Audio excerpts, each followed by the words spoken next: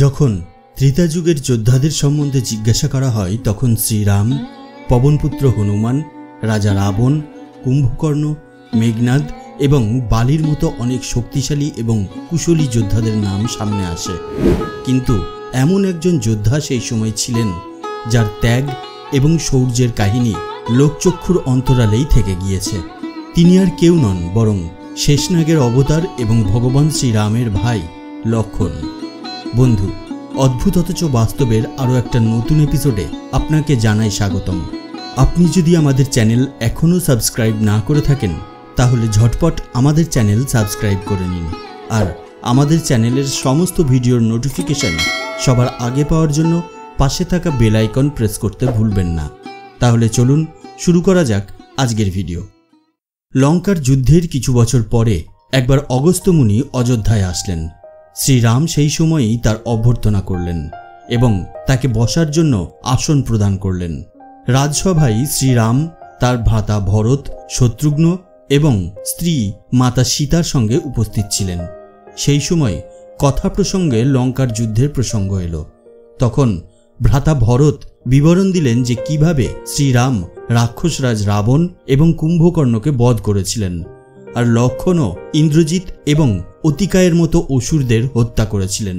এই কথা শুনে অগস্ত্য মুনি বললেন যে, হে ভরত, নিশ্চিতভাবেই রাক্ষসরাজ রাবণ এবং কুম্ভকর্ণ অত্যন্ত শক্তিশালী ছিলেন, কিন্তু সব থেকে বড় বীর ছিলেন মেঘনাদ, কারণ তিনি অন্তরিক্ষে থেকে দেবরাজ ইন্দ্রের সঙ্গে যুদ্ধ করেছিলেন আর তাকে পরাজিত করে লঙ্কায় নিয়ে এসেছিলেন।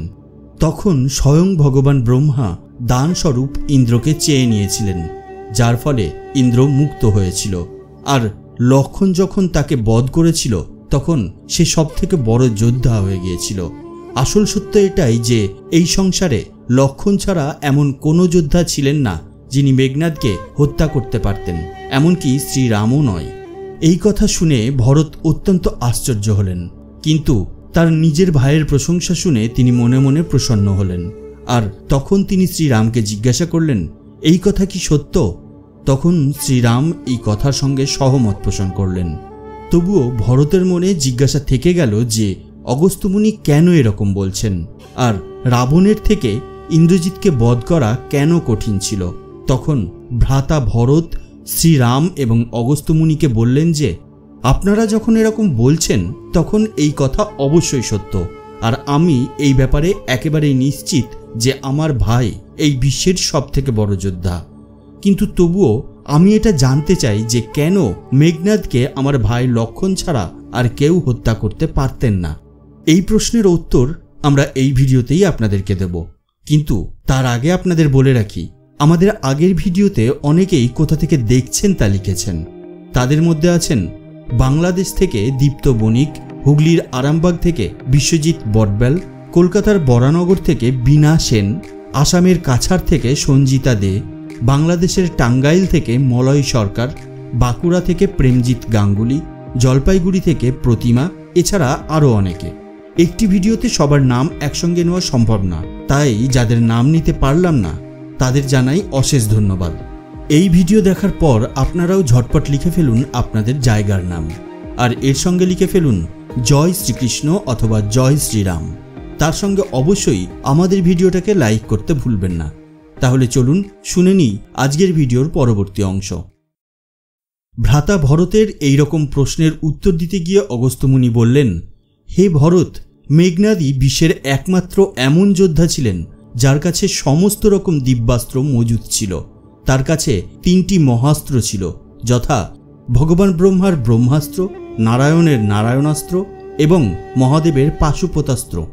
এছাড়া মেঘনাদ বরপ্রাপ্ত ছিল যে সে রথে অবস্থান করাকালে কেউই তাকে বধ করতে পারবে না, আর এই কারণেই সে অজেয় ছিল। সমস্ত বিশ্বে একমাত্র তিনিই এমন একজন যোদ্ধা ছিলেন যিনি অতি মহারথীর স্থান দখল করতে পেরেছিলেন, আর এটাই বাস্তব যে তার সমান যোদ্ধা এই পৃথিবীতে আর কেউ ছিল না। তিনি স্বয়ং ভগবান রুদ্রের কাছ থেকে যুদ্ধ করার প্রশিক্ষণ নিয়েছিলেন আর সমস্ত দিব্যাস্ত্র প্রাপ্ত করেছিলেন।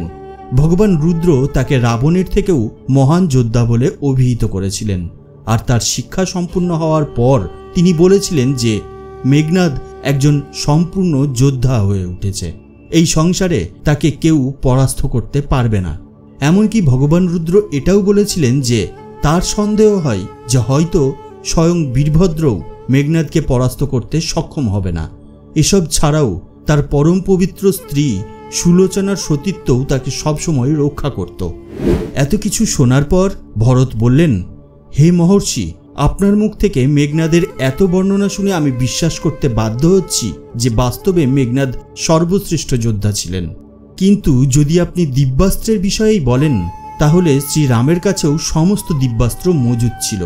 তিনিও ত্রিদেবের মহাস্ত্র প্রাপ্ত করেছিলেন। এরই সঙ্গে মহাবলী হনুমানও এই বর প্রাপ্ত করেছিল যে তার উপরে কোনো রকম দিব্যাস্ত্রের প্রভাব পড়বে না। এছাড়া তার বল আর পরাক্রমের বিষয়ে কোনো রকম সন্দেহ থাকা উচিতই নয়। লক্ষ্মণও নিঃসন্দেহে একজন মহাপ্রচণ্ড যোদ্ধা ছিল, আর তার কাছেও বিশ্বের সমস্ত দিব্যাস্ত্র মজুদ ছিল, কিন্তু তার পাশুপতাস্ত্রের কোনো জ্ঞান ছিল না, যার জ্ঞান মেঘনাদের কাছে ছিল। তবুও লক্ষ্মণ কিভাবে মেঘনাদকে হত্যা করতে সফল হয়েছিল? আর আপনি এটা কেন বলছেন যে কেবলমাত্র লক্ষ্মণই মেঘনাদকে বধ করতে পারত?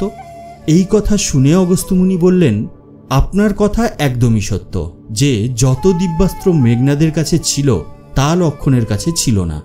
কিন্তু মেঘনাদের এই বর প্রাপ্ত ছিল যে তাকে সেই বধ করতে পারবে যে 4টি শর্ত পূরণ করতে পারবে। এই 4টি শর্তের প্রথমটি হলো যে 14 বছর পর্যন্ত ব্রহ্মচর্য পালন করেছে। দ্বিতীয়টি হলো যে 14 বছর পর্যন্ত কোনোভাবেই নিদ্রাচ্ছন্ন হয়নি। তৃতীয়টি হলো যে 14 বছর পর্যন্ত কোনো আহার গ্রহণ করেনি। আর চতুর্থ হলো যে 14 বছর পর্যন্ত কোনো স্ত্রীর মুখ দর্শন করেননি।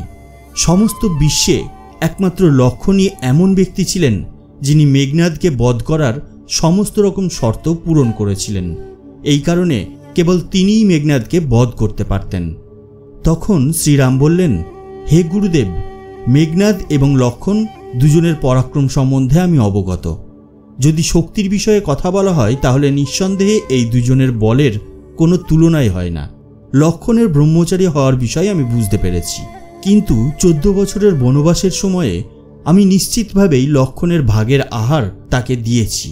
আমি সীতার সঙ্গে এক কুঠিরে থাকতাম, আর পাশের কুঠিরে লক্ষ্মণ থাকত। আমি, সীতা আর লক্ষ্মণ বেশিরভাগ সময়েই একসঙ্গে থাকতাম। তবুও সে 14 বছর পর্যন্ত সীতার মুখ দর্শন করেনি, ভোজন গ্রহণ করেনি, এমনকি নিদ্রাচ্ছন্ন পর্যন্ত হয়নি। এটা কেমনভাবে সম্ভব? এই সমস্ত প্রশ্ন শুনে অগস্ত্যমুনি মুচকি হাসলেন। তিনি বুঝে গেলেন যে শ্রীরাম আসলে কি চান। আসলে সমস্ত মানুষ শুধুমাত্র শ্রীরামেরই গুণগান করত, কিন্তু তিনি চাইতেন যে লক্ষ্মণের বীরতা, ত্যাগ এবং শৌর্যের চর্চা অযোধ্যার ঘরে ঘরে ছড়িয়ে পড়ুক। আর এই কারণেই শ্রীরাম এই রকম প্রশ্ন করছেন। তখন তিনি বললেন, কেননা লক্ষ্মণকেই স্বয়ং এই বিষয়ে জিজ্ঞাসা করা হোক। এরপরে লক্ষ্মণকে সেই সভায় ডাকা হলো। সভায় উপস্থিত হয়ে লক্ষ্মণ প্রথমেই সবাইকে প্রণাম জানালেন। তারপর শ্রীরাম বললেন, প্রিয় ভাই, তোমাকে যা কিছুই এখন জিজ্ঞাসা করা হবে তার সঠিক উত্তর দেবে। 14 বছরের বনবাসে আমি, সীতা এবং তুমি সবসময় একসঙ্গেই ছিলাম। তবুও তুমি কিভাবে সীতার মুখ দর্শন করনি? আমি সবসময়ই তোমার ভাগের ভোজন তোমাকে দিয়েছি। তবুও তুমি কিভাবে 14 বছর উপবাস থাকলে? আর কিভাবে 14 বছর তুমি না ঘুমিয়ে থাকলে? তখন লক্ষ্মণ বললেন, হে ভ্রাতা, যখন আমি মাতা সীতার খোঁজ করতে করতে ঋষিমুখ পর্বতে গেলাম, তখন সুগ্রীব মাতা সীতার অলঙ্কার দেখিয়ে আমাকে সেটা চিনতে বললেন। আপনার হয়তো মনে থাকবে যে তখন আমি তার পায়ের নুপুর ছাড়া আর কোনো অলঙ্কারই সেই সময় চিনতে পারিনি, কারণ আমি কখনো তার চরণের উপরে দেখিইনি। আমি বাস্তবেই তাকে কেবল তার চরণের দ্বারাই চিনতে পারবো। এছাড়া বনবাসের সময় আমি কেবলমাত্র শূর্পণখা এবং বালির স্ত্রী তারাকেই দেখেছিলাম। একজন তো হঠাৎই আমার সামনে চলে আসে, আর দ্বিতীয়জন যাকে আমি দেখেছিলাম সে পূর্ণ মানুষ ছিল না। বাস্তবে তারা দুজনেই পূর্ণ মনুষ্য ছিল না, কারণ শূর্পণখা রাক্ষসী ছিলেন আর তারা বানর প্রজাতির। আর যখন নিদ্রার বিষয়ে বলতে হয়, তখন বলতে হয় যে যখন আপনি আর মাতা সীতা কুঠিরে শুয়ে থাকতেন, তখন আমি বাইরে সারা রাত ধনুকে বাণ চড়িয়ে আপনাদের পাহারায় বিনিদ্র রজনী পার করতাম। নিদ্রাদেবী যখন আমার চোখে বসবাস করতে এলো, তখন আমি তাকে আমার বাণ দ্বারা বেঁধে দিয়েছিলাম। তখন নিদ্রা দেবী পরাজিত হয়ে আমাকে প্রতিশ্রুতি দিয়েছিলেন যে তিনি 14 বছর পর্যন্ত আমাকে স্পর্শ করবেন না, কিন্তু যখন আপনার অযোধ্যাতে রাজ্যাভিষেক হবে তখন তিনি আমার চোখে অবশ্যই বসবাস করতে আসবে। আপনার হয়তো মনে থাকবে যে যখন আপনার রাজ্যাভিষেকের সময় আমি আপনার পেছনে ছাতা নিয়ে দাঁড়িয়েছিলাম, তখন নিদ্রার কারণে আমার হাত থেকে সেই ছাতা পড়ে গিয়েছিল। নিদ্রা দেবীর সেই প্রতিশ্রুতির কারণেই আমি আপনার রাজ তিলক দেখতে পারিনি, কারণ আমি তখন ঘুমে আচ্ছন্ন ছিলাম। লক্ষণের 14 বছর না ঘুমানোর আরেকটি কারণ তার স্ত্রী উর্মিলা নিদ্রাও, যে কাহিনী অনুসারে লক্ষণের জায়গায় উর্মিলা 14 বছর পর্যন্ত ঘুমিয়ে কাটিয়েছিলেন। এরপরে লক্ষণ বললেন, ভ্রাতা, আমার উপবাসী থাকার কারণও আপনি শুনে নিন। আমি যখন আহারের জন্য ফল নিয়ে আসতাম তখন মাতা সীতা তার 3 ভাগ করতেন আর 1 ভাগ আমাকে দিয়ে বলতেন, লক্ষণ, তুমি তোমার ভোজন সম্পূর্ণ করো। কিন্তু আপনি কখনো আমাকে আমার ভোজন গ্রহণ করতে বলেননি, তাই আপনার আজ্ঞা ছাড়া আমি সেই ভোজন কিভাবে গ্রহণ করতাম? আমি সেই ফল অত্যন্ত গোপনে সুরক্ষিত রাখতাম। সেই সমস্ত ফল সেই কুঠিরে এখনো রাখা আছে। গুরু বিশ্বামিত্রের কাছ থেকে আমি একটি অতিরিক্ত শিক্ষা লাভ করেছিলাম, কোনো আহার ছাড়াই বেঁচে থাকার গোপন বিদ্যা। আর সেই বিদ্যা প্রয়োগ করেই আমি 14 বছর পর্যন্ত বিনা আহারে জীবিত ছিলাম। লক্ষণের জীবনের এত ত্যাগ এবং সৎ চরিত্র দেখে সেই সভায় উপস্থিত সবাই সাধু সাধু বলে উঠল। ভরত এইসব দেখে বলে উঠল, তুমিই ধন্য ভরত, বাস্তবে এমন কঠিন তপ কেবল তুমিই করতে পারতে, আর কেবল তুমিই ইন্দ্রজিৎকে বধ করার একমাত্র যোগ্য। হয়তো এই কারণেই আমার আর শত্রুঘ্নের ভ্রাতা রামের সঙ্গে বনবাসে যাওয়ার সৌভাগ্য হয়ে ওঠেনি, কারণ এত সংযম পালন করা কেবলমাত্র তোমার পক্ষেই সম্ভব। এই কথা শুনে প্রভু শ্রীরাম আনন্দে লক্ষণকে নিজের বুকে জড়িয়ে ধরলেন আর বললেন, প্রিয় লক্ষণ, বাস্তবে তোমার মতো ভাই পাওয়া কেবল কঠিনই নয়, অসম্ভবও বটে। তোমার এই আত্মনিয়ন্ত্রণ কোনো তপস্যার থেকে কম নয়। তোমার এই তপস্যার কারণেই আমরা রাবণকে পরাজিত করতে সক্ষম হয়েছি। বাস্তবে তুমিই এই বিশ্বের সর্বশ্রেষ্ঠ যোদ্ধা। যতদিন মনুষ্যকুল থাকবে ততদিন তোমার সৎ চরিত্র সবার পথ প্রদর্শন করতে থাকবে।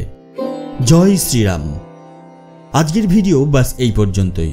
আমাদের আজকের ভিডিও আপনার কেমন লাগলো সেটা নিচের কমেন্ট বক্সে কমেন্টস করে জানিয়ে দিন। আর আমাদের ভিডিও যদি আপনার ভালো লেগে থাকে তাহলে একটা লাইক করুন আর শেয়ার করে ছড়িয়ে দিন সবার মধ্যে। তাহলে দেখা হবে পরবর্তী ভিডিওতে। তার আগে অবশ্যই ভালো থাকবেন, সুস্থ থাকবেন। ধন্যবাদ।